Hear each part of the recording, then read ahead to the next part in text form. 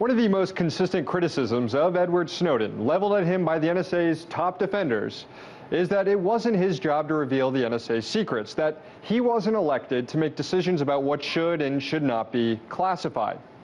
Well, in his most recent interview, published on Monday by the Washington Post, Edward Snowden spoke to that criticism and explained exactly who did elect him to do what he did.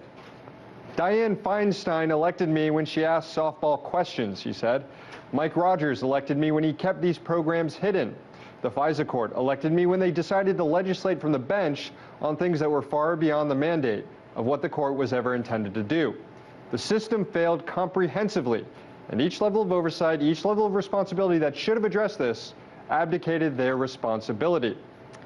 In the events of last week, that federal court ruling against the NSA's bulk phone records collection program, the White House's review panel suggesting 46 recommendations to change the NSA speak to Snowden's point. His disclosures over the last 6 months have at times made our elected representatives, who are in charge of NSA oversight, look pretty silly. For example, check out this public argument from October between two members of the House Intelligence Committee, Congressman Adam Schiff and Chairman Mike Rogers here, disagreeing over what the committee knew and when it knew it regarding NSA spying on world leaders as revealed by Edward Snowden.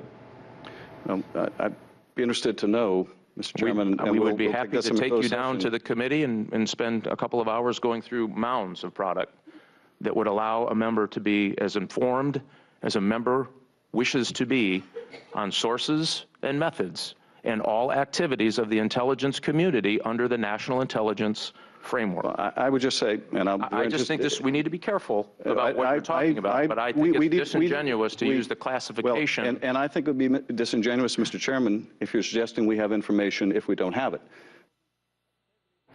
So after that, after what you saw there, can we really buy the argument that these committees had enough knowledge all along to perform proper oversight of American spy agencies? I don't think so. Snowden also had a message for the NSA. He said, "I'm not trying to bring down the NSA, I'm working to improve the NSA. I am still working for the NSA right now, just they are the only ones who don't realize it." Now, this is the statement that most likely caused Keith Alexander's and James Clapper's heads to explode. The whole, "I'm doing this because I love you," that we all remember as kids. But Snowden may have a point. You can argue that the NSA has lost its way. The collect it all method the NSA is using today, the you need the haystack to find the needle philosophy, as far as we know, has not foiled a single terrorist plot. But it has led, as secret documents have shown, to a lot of overload at the NSA databases. It's led to the construction of an extremely expensive, massive, glitch-riddled spy center in Utah.